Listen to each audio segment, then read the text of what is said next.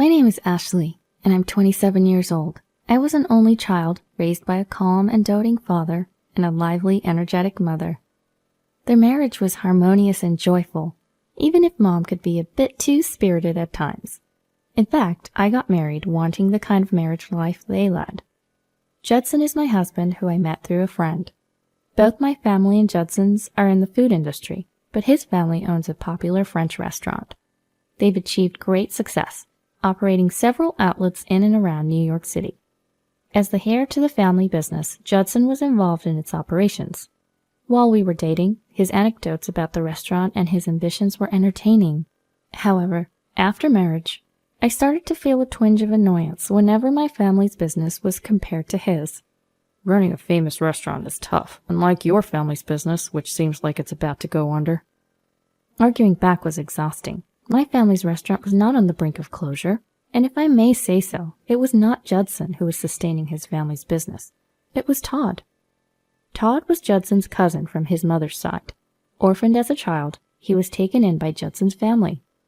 Judson initially referred to Todd as a brother, but in reality, he treated him like a slave. The reason Judson's family business didn't fail was thanks to Todd's competence and his mother. Observing their family business as a daughter-in-law, it was clear that my father-in-law and Judson were simply arrogant. Without Todd and my mother-in-law, Judson's family business would undoubtedly go bankrupt. Their attitudes towards Todd and my mother-in-law, who were the ones contributing, were arrogant. Judson's logic was that since he had saved Todd from being an orphan, it was only natural that Todd should repay the favor. According to my father-in-law, since my mother-in-law was his wife, it was natural for her to serve him. In other words, they were both just pawns to them. Unlike the haughty father-in-law and Judson, my mother-in-law and Todd were kind. After graduating from college at 24, Todd took on a secretary-like role to Judson. My mother-in-law spoke to me, her face filled with sorrow. Todd would have been happier if he had been taken in by other relatives. My husband forcibly adopted him because Todd seemed useful to him. The kind-hearted mother-in-law was worried about Todd. However, she was frustrated that she couldn't openly defend him in front of her husband and Judson. Despite being the heir, Judson was incompetent. That's why he found Todd's competence irritating and was harsh towards him. He often complained about the employees and Todd to me. The employees only follow Todd's instructions. Well, if things go well when Todd gets involved, I think that's fine. The employees know what they need for themselves, too. They show reluctance to follow Judson's orders because they have complaints against him. Todd was struggling to make the employees accept Judson's unreasonable instructions. In fact, Todd and my mother-in-law rarely voiced their opinions. They obediently followed the orders of my father-in-law and Judson. But behind the scenes, they were reworking the foolish strategies of my father-in-law and Judson into appropriate instructions. They were desperately making sure the business didn't fail while saving face for my father-in-law and Judson. That's why the employees respected Todd and my mother-in-law. Since getting married, I've observed Judson, my in-laws, and Todd and came to a realization. My mother-in-law and Todd were wise and competent. They knew that insisting on their way would cause chaos around them. They were gaining the trust of the employees while preserving the dignity of my father-in-law and Judson. On the contrary, my father-in-law and Judson were ignorant and incompetent. They didn't realize that their positions were secured only thanks to the competent people around them. If they were a little smarter, they would cherish my mother-in-law and Todd. They believed they were more competent than anyone else because they were at the top. They looked down on those around them because they overestimated their own abilities. I once told my parents about this when I visited my hometown. My mother sat drinking her loaded potato soup. "Ashley, just get a divorce and come home." My father gave a bitter smile at my mother's active encouragement of my divorce. It was too soon to talk about divorce, as we hadn't even been married for half a year. I was disappointed in Judson and my father-in-law, but my mother-in-law and Todd were good people. I can't just easily get a divorce, I thought, giving a bitter smile. My dad gave a gentle nod, but my mom, sipping her second bowl of pizza soup, suggested, "Well, why don't you get a divorce, marry Todd, and come help us out at our pizza shop?" "Mom, don't say such weird things." I protested heatedly, to which my dad kindly asked, "Ashley, are you troubled about something?" I sighed at my dad's question. He's gentle but sharp. I gave up and began talking about my issues with Judson. Judson is really a handful. Judson looks down on me, seeing me as just a daughter of a shabby pizza shop owner.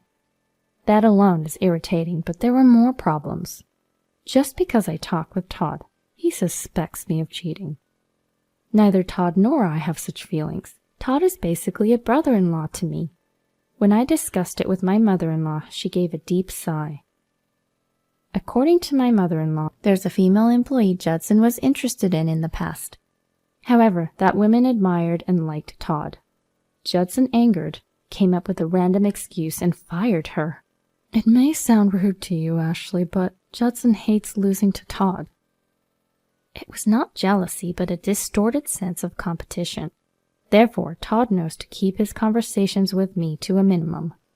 I'm fed up with Judson's selfishness, but Todd, who works closely with me, must be even more exhausted.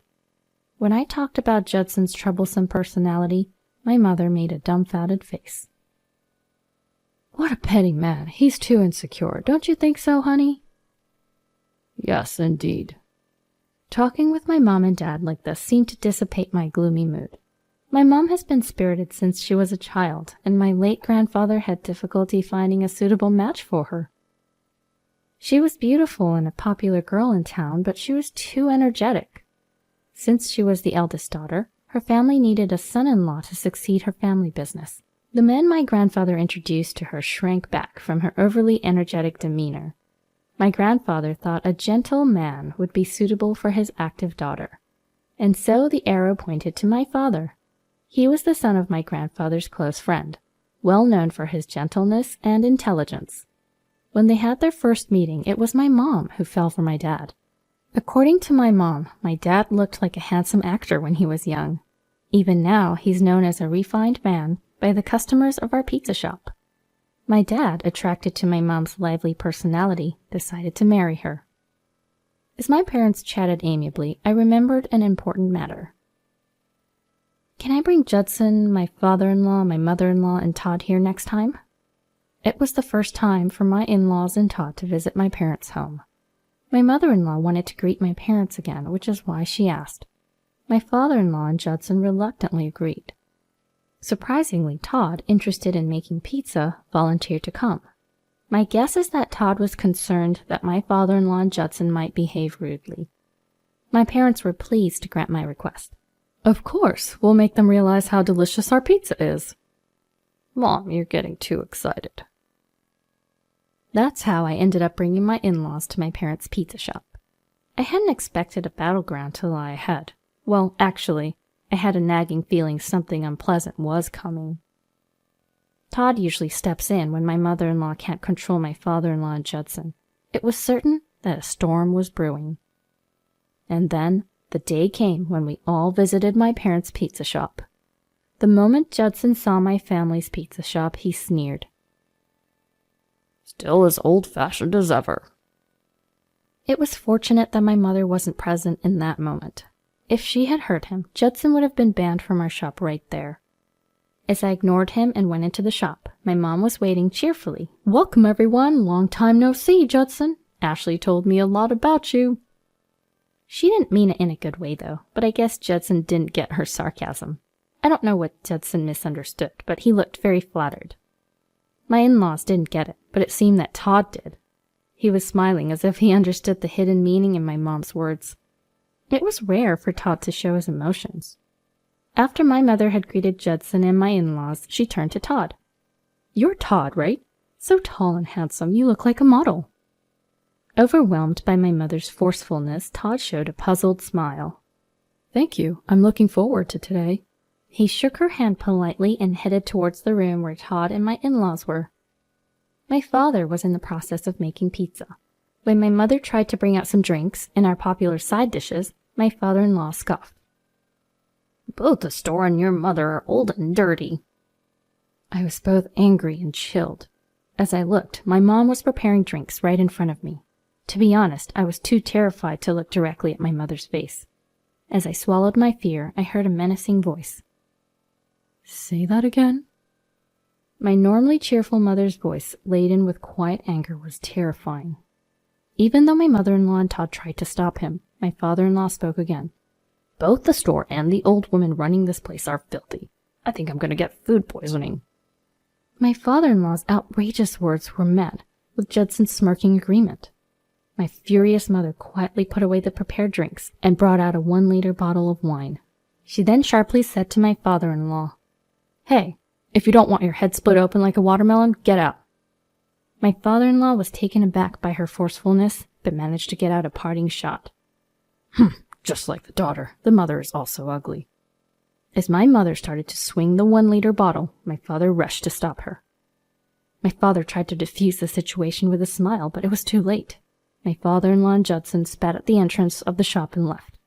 My mom tried to chase after them, but my father and I desperately held her back. "How dare you call me an old woman? Call me miss!"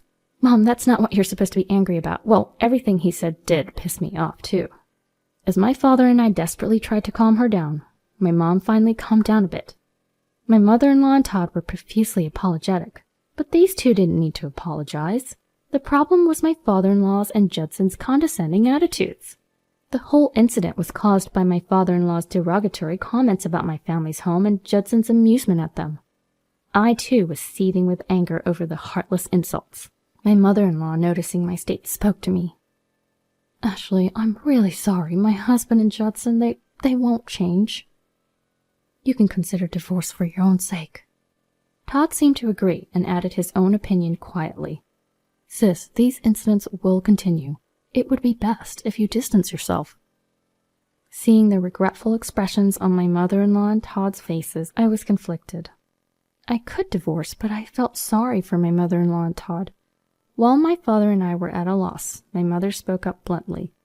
"You two don't seem happy, especially Todd. You can leave whenever you want, right?" When my mother asked why he allowed himself to be used by a man like Judson, Todd looked at my mother-in-law.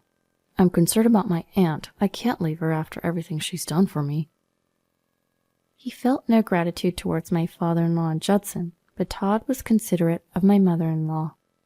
Additionally, he worried that if he left, the remaining employees would suffer due to the selfishness of my father-in-law and Judson. His concern for my mother-in-law and sense of responsibility were what held him back. Hearing Todd's true feelings, my mother-in-law began to cry. She felt guilty that Todd couldn't live freely because of her. As my father and I exchanged confused glances, not knowing what to do, my mother tapped Todd and my mother-in-law's shoulders. "Ha, that's easy. Leave it to me." My mother-in-law and Todd were taken aback by my mother's cheerful laughter. My father seemed to sense what my mother was going to do. I made up my mind, too.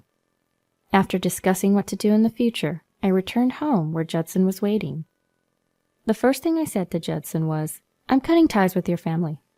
I declared our separation, unable to forgive my father-in-law's thoughtless words. Judson laughed scornfully, looking neither hurt nor bothered. He was a man incapable of contemplating an apology. "Huh, all right then, let's divorce." He insulted my family's pizza shop and seemed keen on divorce. I shoved the divorce papers I had prepared beforehand at him, and I gave him my final warning. "No matter what happens, don't come crying to me after our divorce." Judson, who didn't seem to understand the meaning, was nonchalant. "I'll pay you alimony, you poor pizza shop girl." I didn't need it, but I nodded so as not to arouse suspicion. And so just half a year later, Judson and I divorced.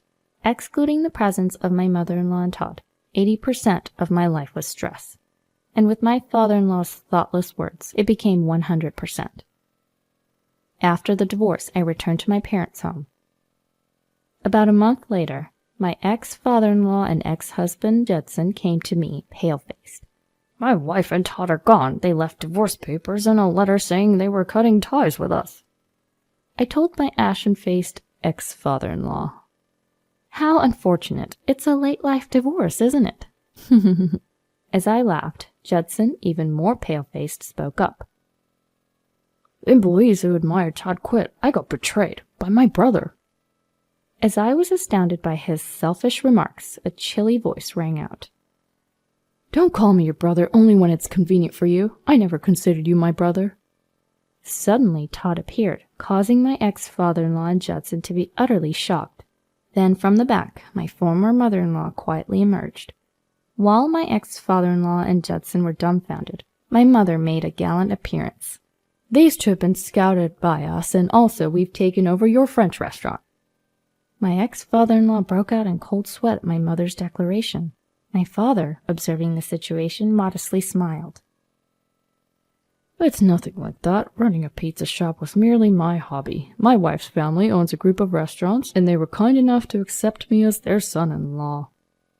When he revealed the name of the company, my ex-father-in-law and Judson lost their footing, as they should have. Their restaurants were no match for the size of our company. There was a reason they had been running a pizza shop instead of being involved in the family business. A few years ago, my father had collapsed from overworking. Doctors suggested he should do something he enjoyed for his recovery. That's why my mother and I reopened this pizza shop my late grandfather used to run as a hobby.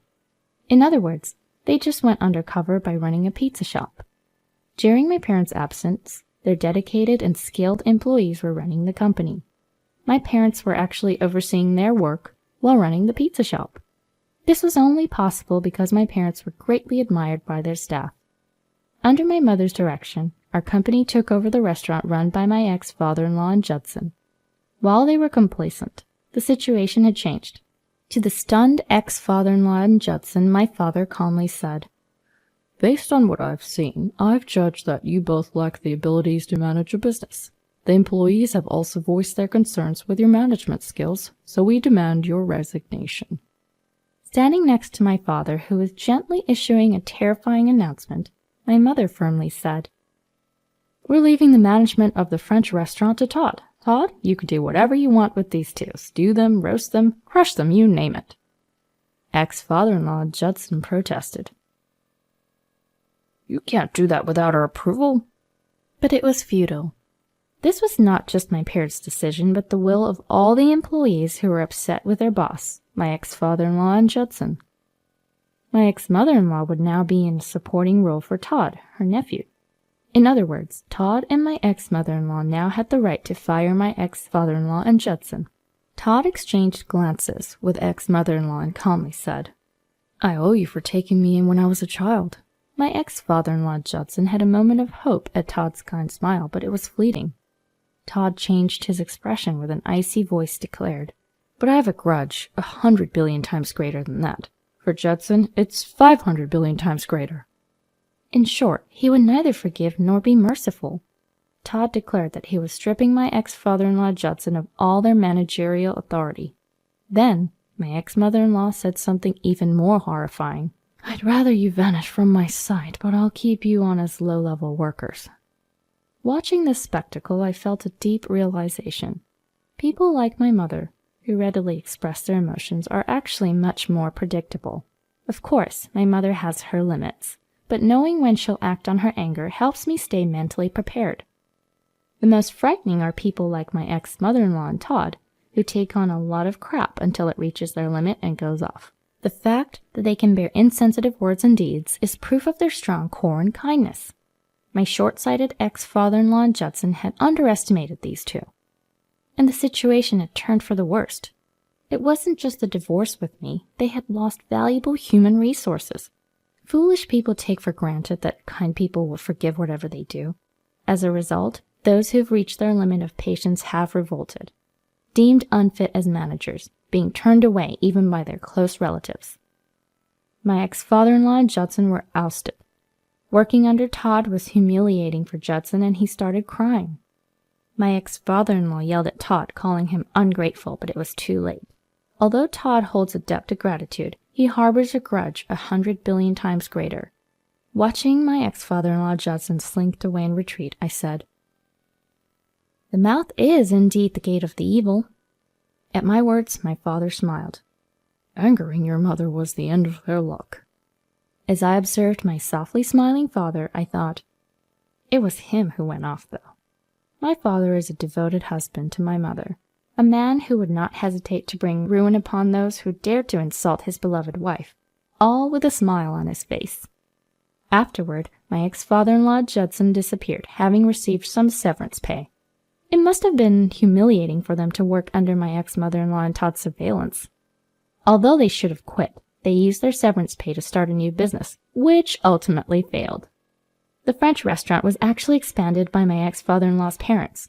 My ex-father-in-law never had the skills to expand his business.